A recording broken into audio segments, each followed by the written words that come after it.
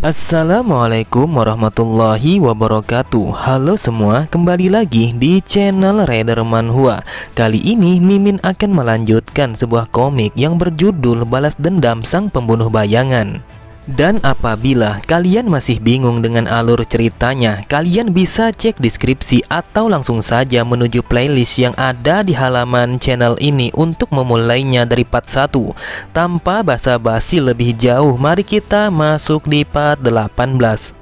Cerita dimulai. Terlihat dua orang bandit yang menjaga pintu masuk gua itu. Mereka berkata, harus berapa lama lagi kita berdiri seperti ini? Bukankah situasinya saat ini sangatlah aman? Namun tiba-tiba saja mereka berdua sangatlah terkejut ketika melihat Runan yang berjalan menghampiri mereka sambil bersiap untuk menggunakan kekuatannya. Dari tatapan matanya, Runan mencoba untuk meyakinkan dirinya sendiri kalau ia pasti bisa melakukannya dengan menggunakan auranya, yaitu gelombang Sonic Suppression. Kedua bandit itu berkata, apa yang terjadi kepada suara kita? Apakah bocah itu telah menggunakan auranya untuk menghalangi suara kita sampai-sampai suara kita tidak bisa didengar oleh mereka? Di sisi yang lain, sambil berlari, Raun bergumam, inilah saatnya sebelum aku menghadapi orang yang berbaring itu. Lebih baik aku harus mengalahkan mereka berdua. Benar saja, Raun pun telah berhasil membunuh kedua orang itu dengan serangan yang begitu cepat. Bahkan Raun mampu membunuh mereka hanya dengan satu kali serangan saja. Akan tetapi, Runan sangatlah terkejut ketika ia melihat sebuah kepala terbang dari salah satu bandit itu yang telah dibunuh oleh Raun. Terlihat wajahnya begitu pucat saat kepala itu telah melintas tepat di depan matanya, yang mana pada saat itu juga ingatan pada masa lalu telah membangkitkan rasa traumanya. Seperti yang diketahui bahwa trauma itu datangnya dari sikap psikopat kakaknya yang telah membunuh semua tupai yang Runan jaga sejak ia masih kecil. Seketika itu juga Runan pun langsung berteriak dengan sangat keras sampai-sampai ia telah membangunkan seorang bandit yang tertidur tepat di samping anak kecil yang mereka sandra. Raun bergumam, apa yang terjadi kepada Runan? Ia telah menghancurkan pelindung suara yang telah ia ciptakan dengan auranya. Apakah situasi yang sebelumnya telah memicu rasa traumanya? Jika terus seperti ini, maka kami akan ketahuan oleh para bandit yang ada di dalam sana. Terlihat bandit itu langsung mengayunkan pedangnya untuk membunuh Runan yang sama sekali tidak bisa menggerakkan tubuhnya dalam situasi yang sangat berbahaya itu. Namun dengan sangat cepat, Raun pun langsung melumpuhkan pergerakan bandit itu dengan menancapkan pedangnya tepat di samping lehernya bandit itu. Lalu Raun berkata, jika kau membuka mulutmu, maka kepalamu akan terputus. Jadi mulai saat ini kau hanya boleh menjawab apa yang akan aku tanyakan. Dan apabila kau sama sekali tidak menjawab pertanyaanku, maka aku akan mematahkan satu persatu tulangmu dan membiarkan kau mati secara perlahan. Kemudian Raun melirik ke arah Runan. Ia melihat kalau Runan telah mencoba untuk menenangkan dirinya sendiri atas trauma yang ia rasakan sebelumnya. Raun pun berkata di dalam hatinya, setelah dilumpuhkan rasa sakit akibat trauma itu, kau bahkan telah berhasil memasang lagi penghalang mana suara ini. Kau memanglah orang yang sangat mengesankan. Kau mampu mempertahankan skillmu bahkan di saat kau sedang menghadapi rasa trauma itu. Kemudian setelah mendengar Raun yang bertanya ada berapa banyak pasukan bandit yang berada di dalam gua itu, bandit itu mengatakan kalau mereka berjumlah 39 orang dan mereka telah bersembunyi di dalam hutan sambil menyandra seorang anak. Mendengar perkataan si bandit, Raun berpikir bahwa dugaannya memanglah benar kalau mereka telah menyandra orang lain di dalam gua itu. Dari arah belakangnya, bocil itu berkata, yang mereka sandra adalah adikku, jadi aku mohon kepadamu tolong selamatkanlah adikku karena hanya dialah satu-satunya yang aku miliki. Di samping bocil itu, Runan berkata, kau tidak usah khawatir karena kami pasti akan menyelamatkan adikmu yang mereka sandra. Raun pun mencoba untuk menegur Runan bahwa mereka tidak bisa membuat janji yang seperti itu karena mereka tidak tahu seperti apa para bandit yang bersembunyi di dalam gua itu.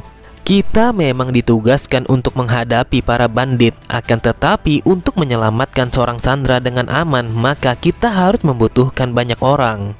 Karena itu disebabkan jumlah mereka yang terlalu banyak dan juga seorang bos yang begitu kuat, maka situasi ini sangatlah berbahaya untuk kita atasi seorang diri.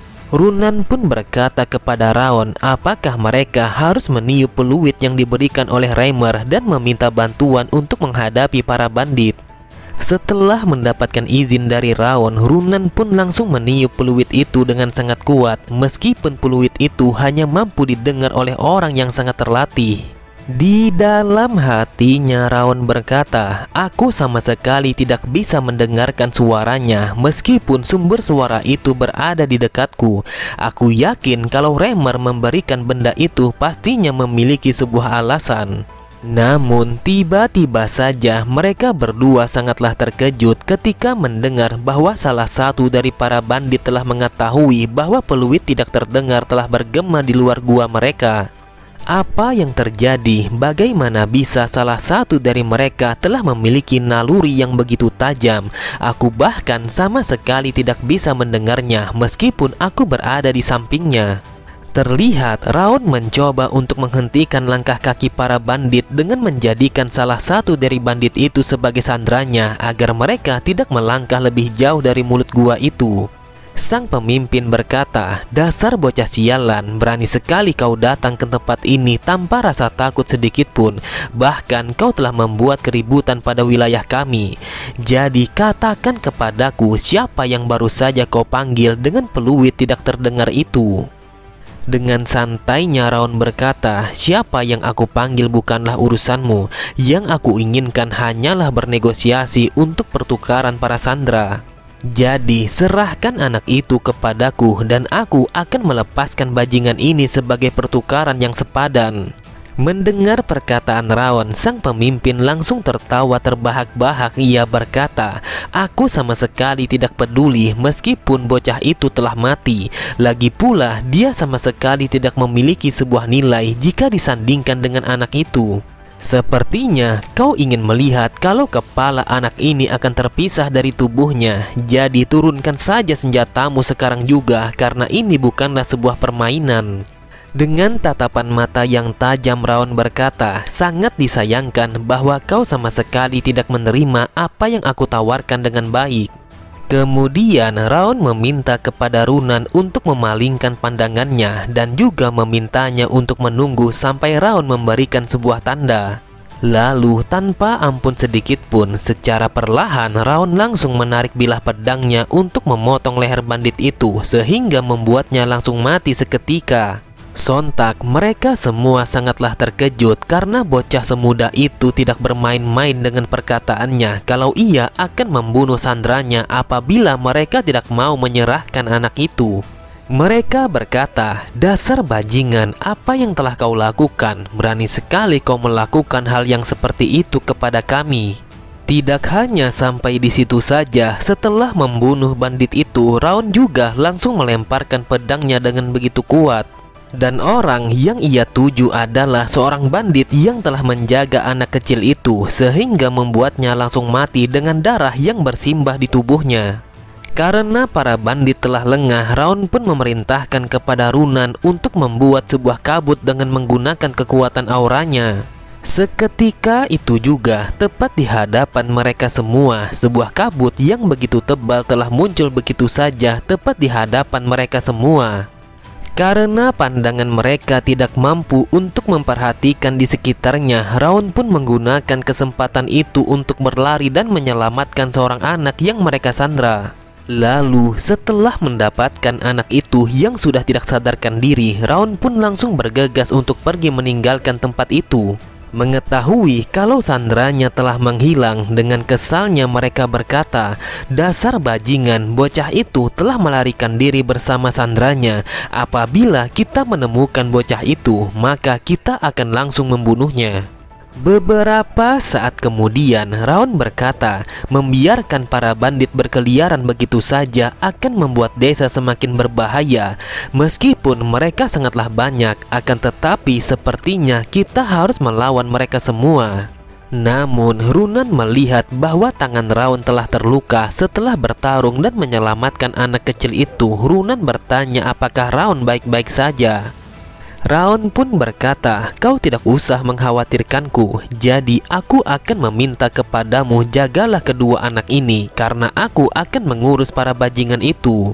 Akan tetapi Raon langsung terdiam ketika Runan yang menarik bajunya dan mencoba untuk menahannya. Dengan nada yang lirih Runan berkata, "Aku mohon kau jangan pergi. Apabila kau bertarung dengan kondisimu yang terluka seperti ini, maka hal itu akan sangat membahayakanmu. Akan lebih baik kalau kita menunggu saja sampai bala bantuan tiba ke tempat ini, karena aku yakin kalau instruktur sebentar lagi akan tiba." Mendengar perkataan Runan, Raon pun mencoba untuk membuat Runan menjadi tenang. Lalu Raon berkata, "Medan perang itu memanglah menakutkan, dan aku sangat mengerti apa yang telah kau rasakan. Akan tetapi harus kau ketahui bahwa begitulah yang terjadi pada peserta pelatihan seperti kita dan juga para pendekar pedang yang berpengalaman." Namun Runan langsung terdiam ketika Raon yang melanjutkan kata-katanya, "Apakah kau tahu apa yang lebih menyeramkan daripada sebuah peperangan? Yaitu sebuah kelumpuhan karena rasa takut yang berlebihan dan sama sekali tidak bisa melakukan apapun." Para bajingan itu telah melakukan tindakan yang keji yang sama sekali tidak bisa dimaafkan di antara warga yang tewas dan mereka yang berusaha untuk melindungi desa mereka dari kekejaman bajingan itu, dan mereka telah bertarung sampai titik darah penghabisan untuk melindungi keluarga mereka. Jadi kita tidak boleh memalingkan wajah kita dari kematian yang mereka alami. "Runan, dengarkan aku baik-baik. Kita adalah pendekar pedang dari kerajaan Zigar, dan kita harus memenuhi tugas kita sampai akhir sebagai pendekar pedang, lalu melanjutkan warisan mereka yang sudah tiada, dan juga kita harus melindungi yang masih ada. Aku memang tidak tahu apa yang telah dilakukan oleh kakakmu, akan tetapi semakin kau merasa takut, maka bayangan orang itu akan semakin besar seiring dengan besarnya ketakutanmu. Ingatlah ucapanku, kau tidak akan bisa menghabiskan seumur hidupmu terbawa arus jika kau hanya melarikan diri dari rasa ketakutanmu. Jadi Runan Sullion, hanya kaulah yang bisa melindungi dirimu sendiri dan juga orang-orang yang sangat kau cintai." Kemudian Raon mengambil sebuah benda yang terselip di balik bajunya dan ia memberikannya kepada Runan. Raon berkata, "Mulai saat ini keputusan apa yang akan kau ambil adalah hakmu sendiri untuk kau pilih, dan kau tidak perlu lagi bersembunyi di balik bayang-bayang." Setelah mengatakan itu, Raon pun langsung pergi meninggalkannya dan bersiap untuk menghadapi para bandit meskipun dirinya hanya seorang diri. Terlihat matanya mulai berlinang karena Runan sama sekali tidak menyangka bahwa Raon telah berhasil membuat hatinya menjadi lebih tenang. Seketika itu juga Runan mengatakan kalau dirinya sangat ingin bebas dan juga berubah menjadi yang lebih baik, dan Runan tidak ingin lagi terikat dengan bayang-bayang masa lalu. Lalu Runan berharap mulai dari sekarang kalau ia akan melindungi sesuatu yang sangat berharga bagi dirinya sendiri dan terlepas dari bayang-bayang hitam yang selalu saja mengikat tubuhnya dengan begitu erat. "Aku harus melangkah maju ke depan tanpa menolehkan sedikit pun kepalaku ke arah belakang. Lalu aku akan menuju pada masa depan yang dipenuhi oleh cahaya yang begitu benderang." Beberapa saat kemudian terlihat Raon yang bertarung melawan para bandit hanya seorang diri. Meskipun mereka telah mengepung pergerakannya, akan tetapi dengan mudahnya Raon menghabisi mereka semua hanya dengan satu kali serangan saja. Melihat pasukannya yang satu persatu terjatuh, sang pemimpin berkata, "Apa yang kalian lakukan? Mengapa kalian sama sekali tidak bisa menghabisi bocah bajingan itu? Kalian jangan pernah ragu untuk membunuhnya, meskipun dia hanyalah seorang bocah. Jadi kerahkanlah semua kekuatan kalian untuk membunuh bajingan itu." Ketika Raon sedang lengah, terlihat salah satu dari pasukan musuh langsung menerjang Raon dengan menggunakan sebuah pedang yang ada di tangannya. Akan tetapi di saat Raon menyadari akan datangnya serangan dadakan itu, Raon pun langsung melompat ke arah samping untuk menghindari serangan itu. Lalu di sisi yang lain, ketika perhatian Raon telah teralihkan, sang pemimpin tidak ingin mengabaikan kesempatan itu untuk membunuh Raon di saat itu juga dengan menebaskan pedang panjangnya. Namun sang pemimpin sangatlah terkejut ketika mengetahui bahwa serangan cepatnya sama sekali tidak berguna. Benar saja, meski serangannya sangatlah kuat, tetapi serangan itu sama sekali tidak mampu mengenai tubuh Raon yang telah menghilang dari hadapannya. Ternyata Raon telah berdiri tepat di belakang sang pemimpin. Lalu Raon berkata, "Mengapa kau menjadi kaku sama seperti orang yang bodoh? Apakah kau menunggu kesempatan lainnya untuk menyerang lagi?" Setelah mengatakan itu, tanpa ampun sedikit pun, Raon langsung menebaskan bilah pedangnya untuk memenggal kepala sang pemimpin sehingga membuatnya langsung mati seketika.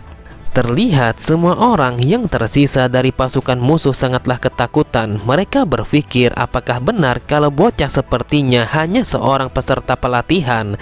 Mereka menganggap bahwa Raon bahkan lebih menakutkan daripada seekor monster.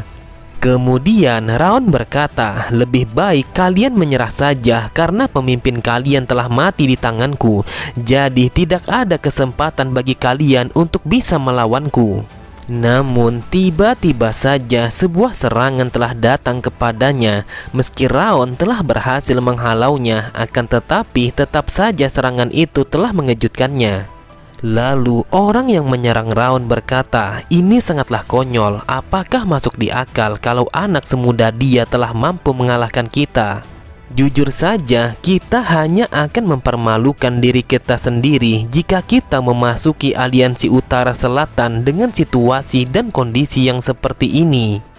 Tetapi lihatlah wajahnya dan pakaiannya yang ia gunakan. Dia terlihat begitu elegan. Aku yakin kalau bocah ini pastinya dari keluarga yang sangat kaya raya. Jadi ini jauh lebih baik daripada yang aku perkirakan. Sambil mengayunkan pedangnya, orang itu berkata, "Aku sempat khawatir kalau hadiah kami tidak akan cukup, dan sepertinya bahwa surga telah berpihak kepada kami." Terlihat Raon hanya mampu menahan serangan yang dilancarkan oleh orang itu, sehingga membuat Raon langsung terdorong ke belakang.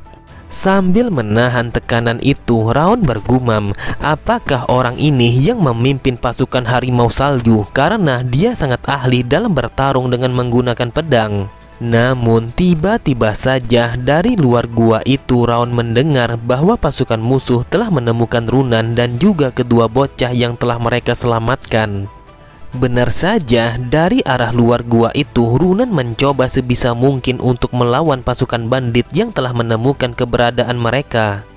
Raon berkata di dalam hatinya, dengan kondisi Runan yang sekarang, dia sama sekali masih belum siap untuk melakukan sebuah pertarungan. Jadi secepat mungkin aku harus membantunya. Melihat perhatian Raon yang tidak fokus kepadanya, orang itu berkata, "Rupanya ada sesuatu yang sangat menarik, sampai-sampai kau sangat berani kehilangan fokus saat bertarung dengan lawanmu."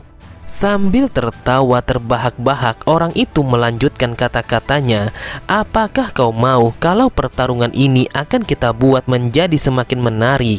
Di sisi yang lain, salah satu dari pasukan bandit berkata, "Aku tidak tahu teknik aneh apa yang digunakan oleh gadis itu, namun dari raut wajahnya, dia sama sekali belum pernah membunuh seseorang." Lalu orang itu berteriak kepada Runan agar menjatuhkan kekuatan mentalnya, dan ia meminta kepada Runan untuk menyerahkan kedua sandera mereka. Di dalam hatinya Runan berkata, "Entah bagaimanapun caranya, aku harus melindungi kedua anak itu dari sergapan para bandit. Tetapi untuk melakukan hal yang seperti itu, aku harus membunuh musuhku yang berada di depan mataku. Namun aku sangat beruntung kalau mereka bukanlah musuh yang sulit untuk aku lawan. Aku yakin kalau aku pasti bisa melakukannya, karena hanya inilah satu-satunya cara agar aku bisa melindungi kedua anak itu." Akan tetapi Runan langsung terdiam ketika di saat itu juga bayang-bayang sosok Siria telah nampak di depan matanya. Dan Runan mendengar bahwa suara Siria telah bergema di telinganya dengan mengatakan apapun yang terjadi kalau Runan sama sekali tidak boleh membahayakan nyawanya sendiri. Runan pun mencoba untuk melawan bayangan itu. Runan berkata di dalam jiwanya, aku tidak boleh membiarkan kakakku menguasai pikiranku lagi, dan aku harus menyingkirkannya dari bayanganku. Namun aku tidak bisa melupakan sebuah kejadian pada hari itu. Aku tidak tahu apakah aku bisa berubah sama seperti Raon dan melindungi segalanya yang berharga bagi diriku. Aku sangat takut, bahkan saat ini aku sama sekali tidak bisa memegang pedangku dengan cara yang benar.